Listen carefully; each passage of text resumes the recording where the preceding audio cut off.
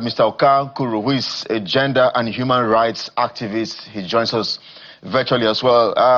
Mr. Kuru, thank you indeed for holding on and standing by there following the conversation. I mean, Nigeria is a pervasive issue. I mean, the data around it indicates a really, really high prevalence. Walk us through just how this story from your end is shaping up, plus the fact that perhaps you can walk us through some numbers as well in Benue State. How much of a prevalence is this in Benue State as well?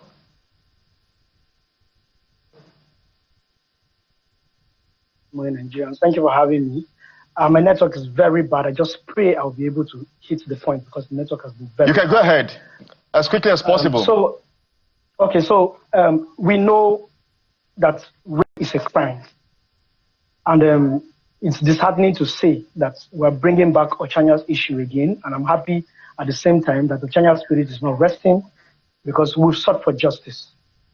We thought we got it. But Ochanya's spirit has been telling us that, look, you guys will have to let me rest.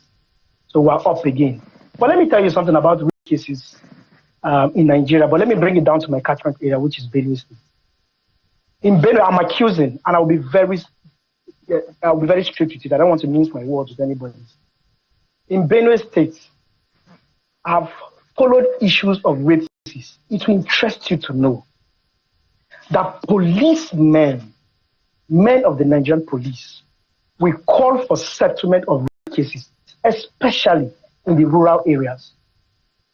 I have so much complaints, so much reports coming out from the villages where there will be a case of rape taken to court. The family will come and settle a DPO, settle a police officer, and they will tell you, please, you guys should go home and settle. Or sometimes you will hear something like the family came with 50 tubers of yam, goat, chicken, gave the DPO like this, and cases are settled.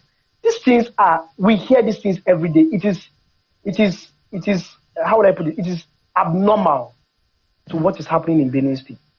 The police have not helped matters. Half of the cases that have to do with rape taken to the police stations in Benue are not solved.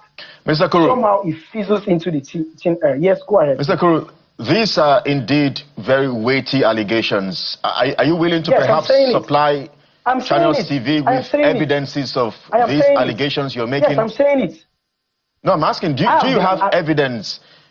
Can you provide us with evidences, to ensure that we can corroborate these allegations you're making? Some of these families are so much alive. The police can even go ahead as far as, but let me tell you, this happens more in the rural areas because in the state capital, which is Makurdi, the Benue State capital, it's going to be difficult for them to do that. But some of these things happen in the rural areas where these people find it difficult for cases to move down to the state capital, maybe for transportation, or maybe who will follow it up for them, why they're in Makurdi to follow up the case, where would they stay, what would they eat. So these things are settled at the villages. I know a lot of this. I know a lot for a fact. I've been an activist for 18 years.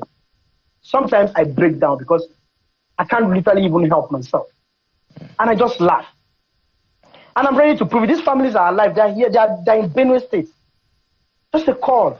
And they will come up. So many cases of rape have not been settled in Benue and within the jurisdiction of the Nigerian Police Benue State Command. It's something if you go to my Facebook page, my Twitter account, it's something I've constantly been talking about. And that is why I wasn't surprised when Ochanya's case went this way. There were too much interference. It's so disheartening that we have come back to square one.